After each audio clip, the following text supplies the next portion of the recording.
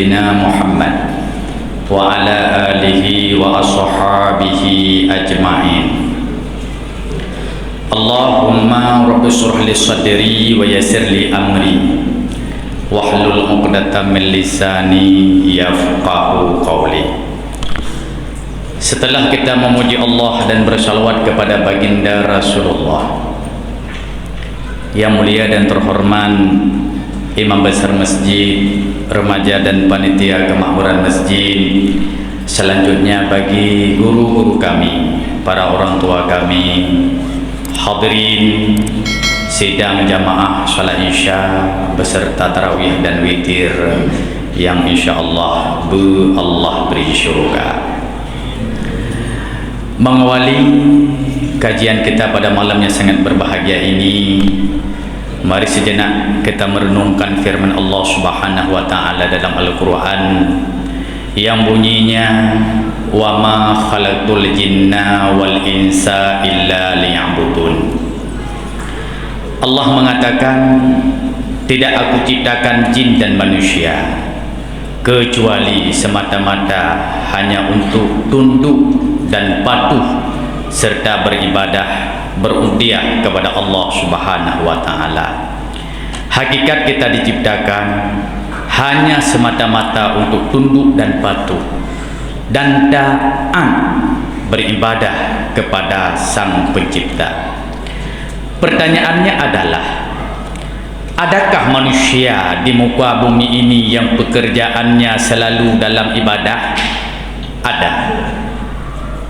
Mari kita melihat sejarah bagaimana ibadahnya Ahlus Sufah. Ini mungkin sering kita dengar, kita ulang kaji kembali. Ahlus Sufah itulah sekelompok hamba Allah yang ikut baginda Nabi dari Mekah ke Madinah. Duluan Rasulullah ke Madinah, kemudian mereka ikut belakangan. Pekerjaan mereka hanya semata-mata beribadah kepada Allah di Masjid Nabawi. Malah mereka tidur di situ. Hingga ketika itu Rasul membuat satu tempat dekat dengan masjid, bahwa beliau memberikan nama As-Sufah. Hanya semata-mata beribadah. Adakah mereka mencari rezeki? Ada. Untuk apa? Untuk kebutuhan hidup. Mereka makan untuk sanggup beribadah. Hanya sebatas itu. Ibadah, zikir, tadarus, macamlah. Ruhluhu wate pajuhbu istilah tanyo jeno. Itu bid uropekan. Yang mekat bantu rumekat, yang mekat bu bantu hapingan. Hanya itu pekerjaan mereka. Diberikan makan, pulang. Wow pajuhbu ketiga ibadah lo. Ahlus Sufah. Kemudian ada juga dalam sejarah sahabat-sahabat Nabi yang sibuk dengan mencari harta, tetapi harta itu hanya semata-mata untuk ibadah. Siapa itu? Ada beberapa sahabat Nabi dalam sejarah, antara lain itulah Abdurrahman bin Auf. Wadeuro Abdurrahman bin Auf yang usaha, beliau pengusaha sukses. Ada riwayat yang mengatakan sampai kekayaannya hingga 2,6 triliun. Oh malam yang merumpok baginda Nabi, ya Rasulullah, nah lun menoro kalau lun berusaha, lun usaha. Terus lun karena harta. Apa yang kau butuhkan ya Rasul? Lun singa kamu keniamu perang usuku pulang misalnya. Semua kebutuhan aku sumbangkan di jalanmu.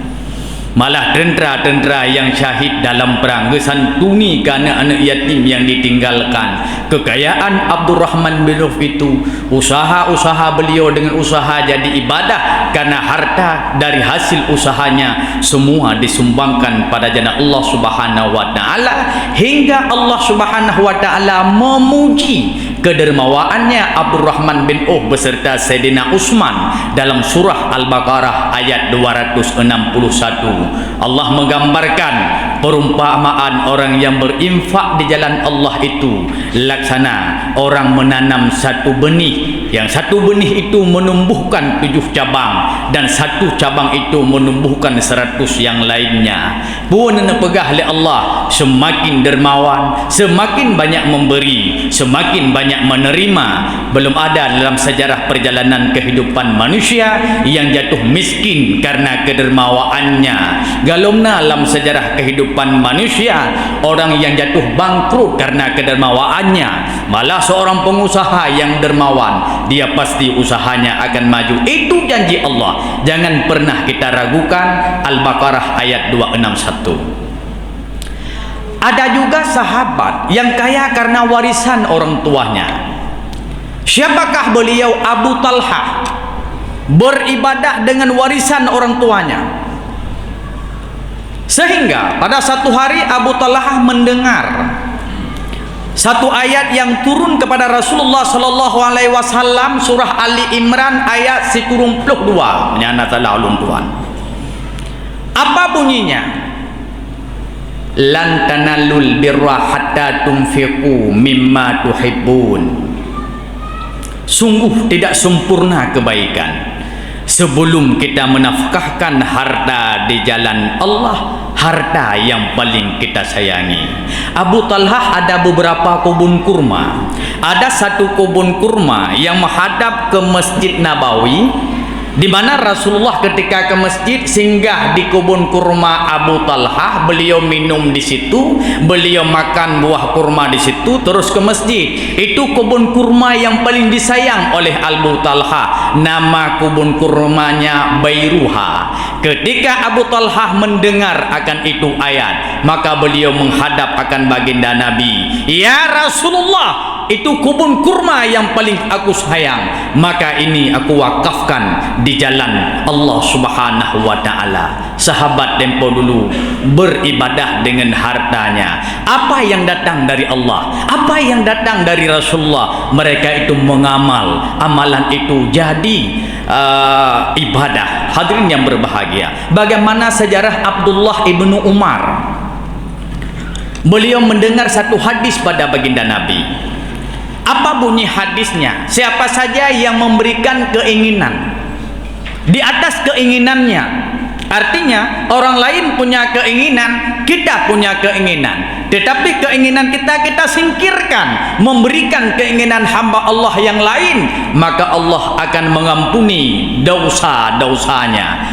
Abdullah bin Umar mendengar hadis itu, sehingga kalian dengar hadisnya.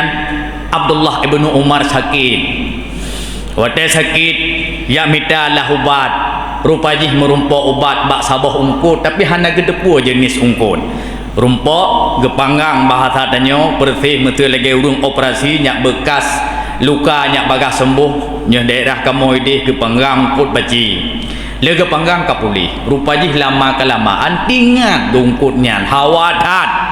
Gejak kota Mekah biak minta merumpok. Gejok kepanggang, le kepanggang gejuk bak pembantu, gepegah hidangkan kepadaku dengan memakai roti. Cok roti, atih roti pudu ungkut. Rupanya waktu jibah hidangan datanglah seorang pengemis. Dia melihat kepada itu makanan, dia sangat menginginkan, sehingga dia meminta. Kun Abdullah bin Umar, wahai pembantuku, berikan itu makanan kepada pengemis itu. Gejawab le pembantu, ya Abdullah bin Umar, bukankah ini makanan kesukaanmu? Hana pupu juk lejung. Bedahlah pembantu gejak. Watai gejak karena sayang hat kemajikan bahasa jinau han gejok ungkut menau. Gejok peng 2 dirham gejuk ke pengemisnya. Kemudian dia berangkat, itu ikan dihidangkan kepada Abdullah bin Umar. Apa katanya? Kenapa engkau tidak memberikan makanan itu kepada hamba Allah yang membutuhkan itu?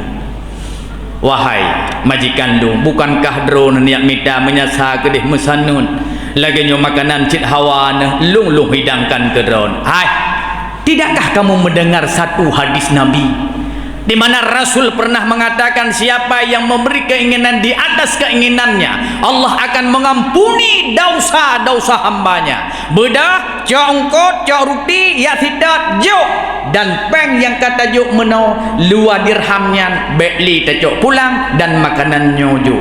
konsekuen beribadah selalu dengan berbagai macam cara. Hadirin yang berbahagia, inilah sejarah di mana sahabat dan generasi sahabat mengetahui sesungguhnya mana si harta yang setia lamun dipnyo. Dah harta yang ijak, yang yakin tuh lama alam kubu yang mendampingi hantar tujuan urut bangkit pajan tanyo harus tak berangkat yaumil mahsyar so pengon menyehkan amal dan harta. Yang yakin sahabat tempo dulu hadis Rasul mengatakan bahwa di yaumil mahsyar esoknya hambaku akan berpayung di bawah nilai sedekahnya. Yakin mereka beribadah dengan harta, menyehmenan tanyo pun yakin hana so pengon lain menyehkan harta di samping amal yang lain. Harta alam dunia nyok tungku mutuah enha iji mesetia sakit tu menurut harta nyan harta kekeh rumah sakit kesrem cut mutia sekeliling le baju tu ubanda banda Aceh Medan isitot le peng baju tu ja Malaysia Singapura Jakarta mate deh Jakarta item sitot mantang le harta ti adu menyedid harta wang motor le harta dengan pesawat ipuau roh kenau jok katanya bawa alam kubu stop hanai jali ipiu toko yang kata belau tidang hai tidali motor yang kata belau terparkir hanai tidali rumah yang tak pegot mandum hanai tidali so yang tidal yang tiga kadang surah tanya urung mekat roh urung yang membutuhkan memata hana deh geblut ya minta terka kena tiga tiaat roh katruh lurunya katruh yang menginati si ada nyan tuh nyan yang sitot tu yang dapat rasa tabi maka ulih karena demikian inilah harta sesungguhnya. Oh tahu bahwa Allah harta yang ada nilai sedekah dan harta yang ada nilai wakafnya. Ada juga orang yang beribadah karena pangkat dan jabatannya. Eganyan hagetumai ibadah lagi ibadahnya alusufa hana mutumai yak minta rezeki lagi usahanya Abdurrahman bin Auf tetapi sibuk dengan pangkat dan jabatan. Siapa? Antara lain Khalifah Umar. Apa pekerjaannya? Ibadah. Malam dalam sejarah hanatan megeeh ya tidak patahna rumah hurung ngerti hingga ada dalam satu sejarah ada rumah di situ tidak ada makanan. Ketika itu beliau memutuskan dengan ajudannya untuk masuk ke Baitul Mal terus gecoklah gandum jium kapau le malam bahasa tanyo kun ajudan ya khalifah malam pun kajula mungkin pun drone dia intan tinggal drone punya kesibukan kajet nuwo dia istirahat bah gandumnya lung ya intan mantam bah urang yang membutuhkannya. Apa dijawab oleh Khalifah Umar? Hai, andai kata Allah Subhanahu wa taala esoknya menanyakan padaku, wahai Umar, engkau sebagai pemimpin, engkau sebagai khalifah, rakyat menunggumu dan membutuhkanmu. Kenapa gandum itu engkau suruh antar pada ajudanmu sementara dirimu itu mampu, dirimu itu kuasa, dirimu itu kuat, bahkan gandumnya teryantat ajudan sementara kamu kuasa. Kalau seandainya Allah menanyakan itu esoknya padaku, siapa yang mampu menjawabnya? Kajawab kita. Jawablah ajudan, han khalifah. Menyahai jawab gandum pe ada kuklung. Malamnya dia intan kepada orang yang membutuhkan. Beliau itu beribadah dengan pangkat dan jabatannya. Ada juga sahabat yang sibuk bukan ruku sujud, bukan mencari harta untuk bersedekah, tapi sibuk dengan menuntut ilmu. Ibadah dengan ilmu pun luar biasa hikmah Nabi Allah.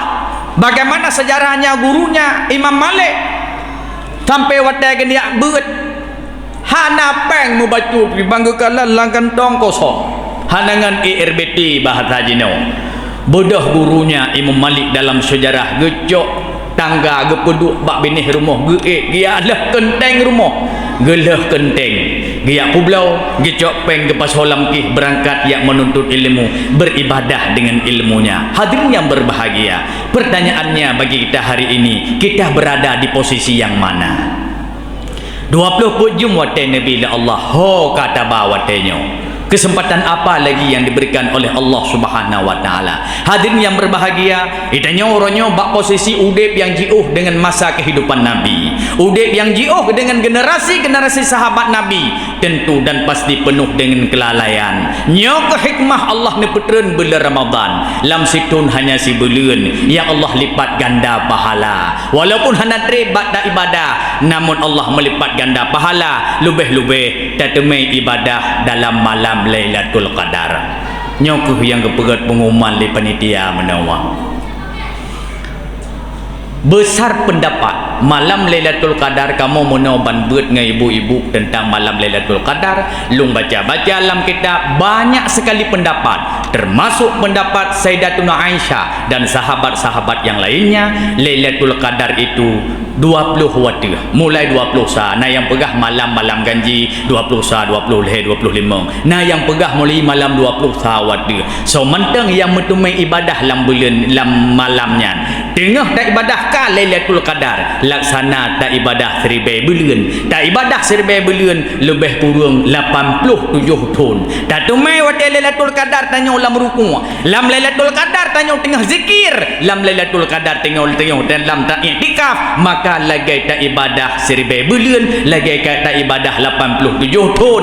Mu dahana 87 tahun kadang. Tapi Lailatul Qadar nyokuh kesempatan gebuka iktikaf bak masjid tercinta. Ibadah katanya di sini, ibadah badan, ibadah harta dan ibadah sebagainya. Hadirin yang berbahagia, dengan sisa-sisa bulan Ramadan bacut tu hanya lebih kurang 10 atau sekurang rotu. Mari kita tingkatkan amal kebajikan. Tak berdoa, tak melekeh, tak menggadai Allah. Malam Lailatul Qadar bumurumpok dan ruh katanya lam urang beribadah di dalamnya. Nyawa tu yang berujung daripada Ramadan harapan la'allakum tatakun, menjadi pribadi-pribadi yang bertakwa, karena sesungguhnya tahu bahawa Allah katanya dengan tasandang titel takwa, karena takwa itu diberikan kepada orang yang beribadah dan syurga itu diberikan kepada orang-orang yang bertakwa. Wasari'u ila maghfiratin min rabbikum wa jannati arduhas samawati wal ard uiddat lil muttaqin. Bersegeralah kalian menuju keampunanmu yang tumpuan Tuhanmu. Di sana Allah telah menciptakan syurga seluas langit dan bumi. Kepada siapa syurga itu diberikan? Itulah kepada orang-orang yang bertakwa. Hadirin yang berbahagia, kata demi kata, kalimat demi kalimat, iaitu balik salun tuan, moga bermanfaat bagi pribadi ulun tuan sendiri, kiranya wujud ubat penawa ke katanya dumna. Yang terakhir, hadirin yang berbahagia, alhamdulillah dayah yang kau pernah bantu mulai 2018 mimbar Jumaat dan mimbar lainnya Lungdong, alhamdulillah kau berkembang karena santri mondok serta 70 roh, dan jino kata buka pendaftaran lom santri baru khusus untuk santri putra galomna komplek putri. Komplek putri baru tengah pembebasan tanah wakaf, lebih kurang per ribu kurang 10 per meter, harga 200 ribu per meter. Tanpa terasa per 60 juta 2 tahun lung pegah-pegah laginya selesai. Nyo 860 juta 2 tahun setengah kalung pegah-pegah laginya dengan izin Allah 500 juta ke jalan. Allah Maha Kaya. Yakin demi kepentingan agama Allah akan mengirim tentera-tenteranya yang murah hati untuk membantu. Maka manteng sisa kadang na rencanakan wakaf, insya-Allah na kesempatan dayah Riyadatul Qulub terus kedai pentut belok kiri jalan Merasa hanya 1 kilo inan na tengah pembebasan tanah wakaf. Alhamdulillah. Terakhir entil tarawih na santri kamu luar yang bagi brosur wakaf berupa amplop nya rencana wakaf bisa merumpok lung atau nenek sumbang. Alhamdulillah pun jino tengah pegah-pegah dayah selama Ramadan untuk sambut santri baru. Nyokah dapat ulun tua sampaikan lebih dan kurang ulun tua lagi maaf. Hadanallahu wa yakum ajma'in. Assalamualaikum warahmatullahi wabarakatuh.